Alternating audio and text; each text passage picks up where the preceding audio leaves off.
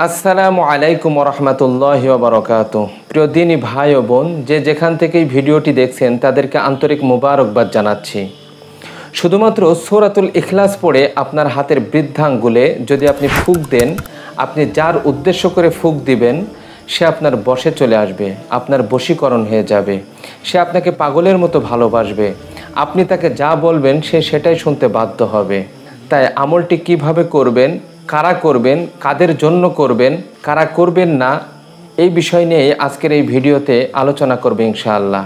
তাই ভিডিওটি দেখে আমলটি শিখে করতে থাকুন, ইনশাআল্লাহ ফলাফল পেয়ে যাবেন। আপনি যদি কাউকে বশে আনতে চান, আপনি চান যে সে আমার কথা শুনুক, আমার কথা অনুযায়ী চলুক, তাহলে আপনি এই আমলটি করুন, দেখবেন 100% কাজ হবে ইনশাআল্লাহ। তো আশা করি আপনার সূরাতুল ইখলাস মুখস্থ আছে। কোরআন শরীফের 112 নম্বর সূরা সূরাতুল ইখলাস। এই সূরাটি যদি আপনার মুখস্থ না থাকে ইনশাআল্লাহ মুখস্থ করে নেবেন, আর যাদের মুখস্থ আছে তাদেরকে শুকরিয়া। তো আমলটি আপনি কিভাবে করবেন? আমলটি করার জন্য সর্বপ্রথম আপনাকে পাক পবিত্র হতে হবে, অর্থাৎ ওযু করে নিতে হবে। এরপরে একটা নিরিবিলি পরিবেশে আপনাকে বসতে হবে। সবচেয়ে উত্তম হয় কিবলার দিকে মুখ করে বসা, অর্থাৎ পশ্চিম দিকে মুখ করে বসা।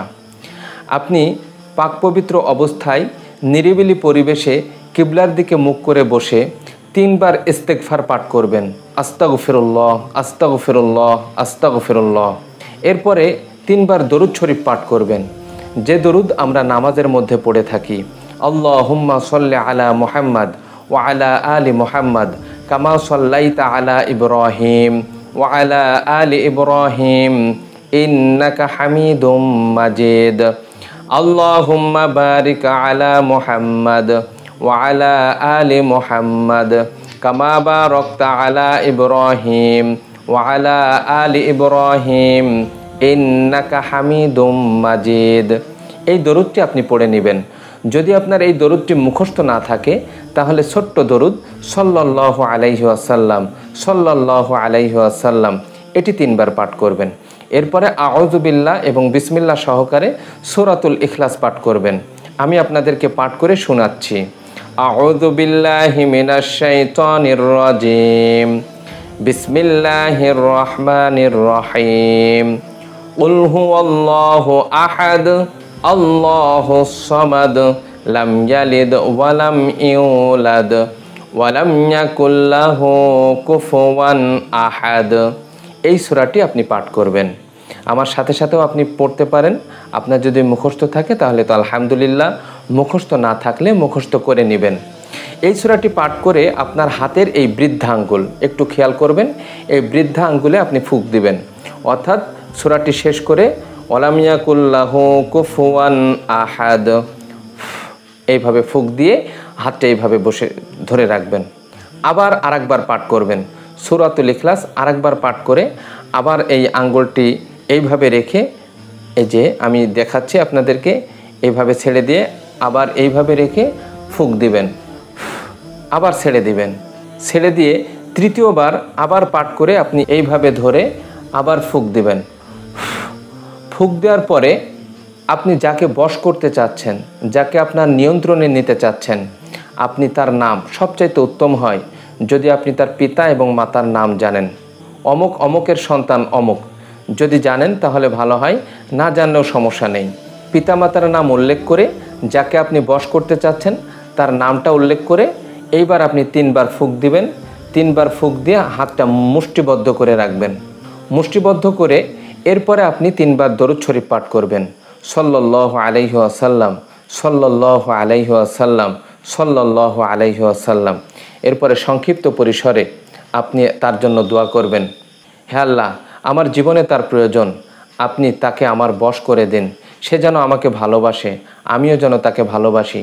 সে যেন আমার জন্য পাগল হয়, আমিও যেন তার জন্য পাগল হই। এই বিষয়টা আল্লাহর কাছে বলবেন। আল্লাহ হলেন আমাদের পরম বন্ধু। তার কাছে, বন্ধুর কাছে আমরা যেমন সমস্ত বিষয় খুলে বলি, আমাদের সৃষ্টিকর্তা তিনি হলেন আমাদের বন্ধু। আপনি আপনার বন্ধুর কাছে সমস্ত বিষয় সংক্ষিপ্ত পরিসরে খুলে বলবেন। ইনশাআল্লাহ আল্লাহ তাআলা আপনার দোয়া কবুল করে নেবেন। তো এই আমলটি লাগাতার কয়েকদিন যাবত করতে থাকুন। দেখবেন খুব দ্রুতই সে আপনার বশে চলে এসেছে, সে আপনার জন্য পাগল হচ্ছে, সে আপনাকে পাওয়ার জন্য ব্যাকুল হয়ে যাবে, সে আপনাকে ভালোবাসবে।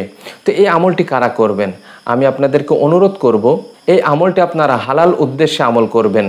অনেকেই হারাম পন্থায় আমল করতে চান, আমি বলবো এই কাজটি করবেন না, আর এটাতে আপনার কাজও হবে না।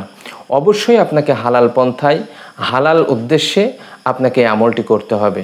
অর্থাৎ স্বামী স্ত্রীর মনোমালিন্যতা, স্বামী স্ত্রী থেকে অনেক দূরে, স্বামী স্ত্রীকে দেখতে পারে না, স্ত্রী স্বামীকে দেখতে পারে না, স্বামী স্ত্রীকে বশ করতে চাচ্ছে, স্ত্রী স্বামীকে বশ করতে চাচ্ছে, অথবা আপনার একজন প্রিয়জন আছে, আপনি তাকে বশ করতে চাচ্ছেন, সন্তান পিতাকে বশ করতে চাচ্ছে, মাতাকে বশ করতে চাচ্ছে।